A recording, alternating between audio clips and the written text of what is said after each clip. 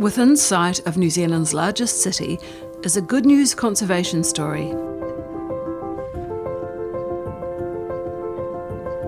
Hiding in trees in the cliffs are hundreds of burrows dug by grey-faced petrel. Grey-faced petrel are a winter breeder, which is quite unique for New Zealand seabird species. When most seabirds are finishing their nesting and returning to sea at the end of summer, grey-faced petrel are just starting to arrive for the first time in autumn. So these birds arrive en masse at their colonies at night, get ready for the long breeding season coming up for the rest of the year. When we're going out for a night's work at a colony, we'll arrive just as the sun sets, and that's the same time the birds start returning, and just as it gets pitch black, the birds will be landing on the ground. The call we use to attract in the birds is called war whooping, and it effectively sounds like an Indian call you might have made as a kid. And this is a really attractive call to the bird. They come right up and they land on the ground where you are. It's really easy to pick up these grey-faced petrel because they have the classic problem of most species on islands, which is they don't have a predator defence. We can just walk up to these birds and pick them up. But we have to look after them still, as they're really fragile. So once we've got this bird in the hand, we'll put a new ring on it if it doesn't already have one. And then what we do is we just put a little line of twink on its head so that when the birds are scrabbling around on the ground over the rest of the eve, we don't have to catch these ones again. Grizzled veteran. Because they'll keep that mark on their head for about a week or two before it gets washed off from their foraging at sea.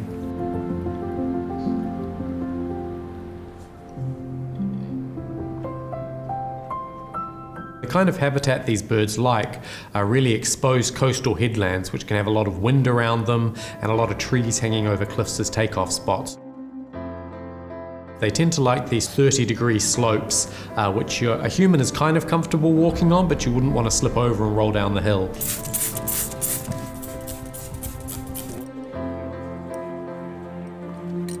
A lot of times we'll end up using the seabird detection dog that will really greatly increase our chances of finding seabirds, particularly in these challenging environments where it's very dense and there may be just a few burrows in a large area.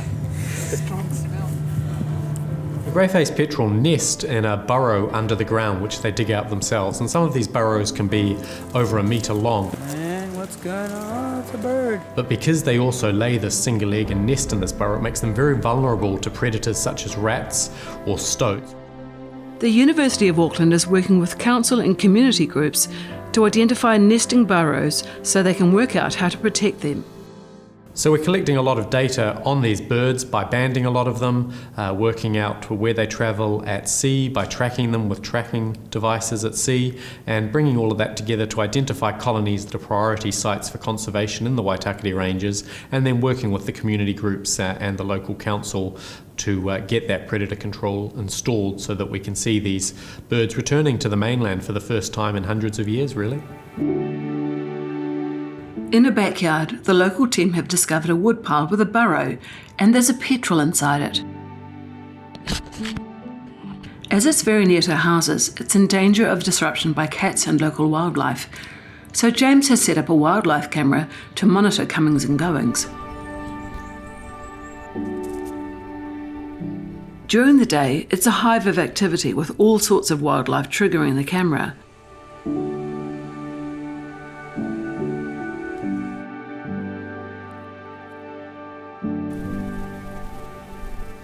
But at night, the real action starts, with the female grey-faced petrel coming in to finally lay her egg.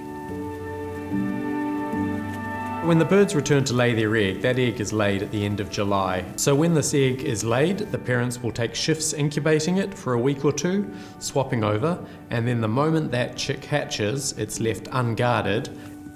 It's at this stage that the chick's the most vulnerable to predation. Great news in the Okoro burrow, there's an egg safely guarded by its mother. With the petrels literally living amongst them, it's really crucial to get the local community involved in protecting these species. The parents come back about every week or two to feed the chicks, and that involves them going for long journeys out to sea where they can sometimes fly as far down as the subantarctic islands of New Zealand over a week to collect food to feed the chick. It takes a really long time for their populations to recover because the adults live for 30, 40, maybe even 50 years. They only have one egg each year and one chick which they try to raise, and it takes 5 years before that chick even comes back and breeds for the first time. There's good news from our burrow camera. A healthy chick has hatched and is being looked after by one of its parents. But in time the chick will have to be left alone so its parents can both hunt for its food. The local bird rescue centre has just had a different grey-faced petrel chick handed in.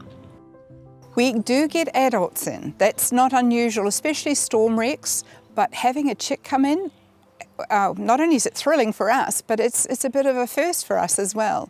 We know that he was found in a garage in Piha by people who were moving in to stay there for the week, and he was then reported to the rangers who came over with him from Piha to us. So we really don't know a lot of his early history. It's a bit of a mystery. We see a significant level of admissions that are brought in by the cat. Most of those animals will go on and die, and that is the sad part about it. But of course, any wild animals such as the mustelid family predators are likely to take the prey and kill them, so we don't actually get those ones in here. Worrying news. The chick has disappeared and James is interviewing local volunteer Vicky to understand what exactly happened. I checked the camera card and took it home, loaded it onto the computer, and to my shock, horror, sadness, there was a large ferret.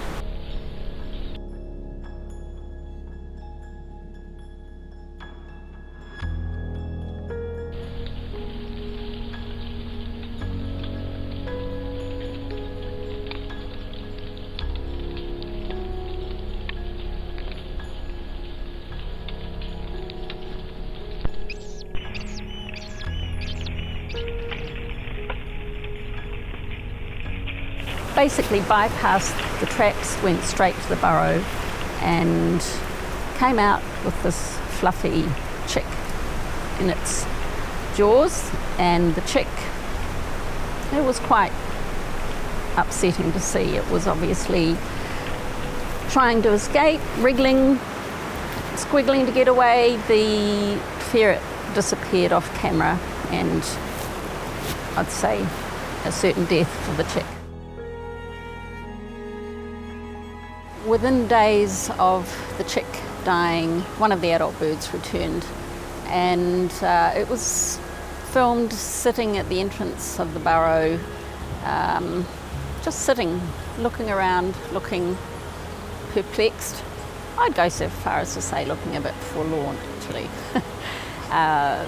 Wondering, where's my chick? Yeah, that was quite sad to see. This sad story is a reminder of how important it is to control and eradicate predators. We're not going to be able to conserve grey-faced petrel across the whole Waitakere ranges without the support of the public, and in particular that's through community groups that are willing to step up and protect the grey-faced petrel colonies that are on their local land.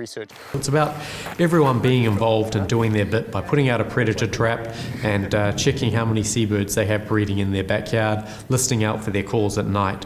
And so by having this project, bringing together all of these different stakeholders, it's a really exciting time to imagine what the future of Waitakere conservation for seabirds might look like.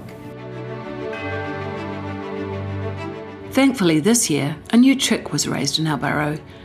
It's shed its baby plumage and is just about ready to fly away.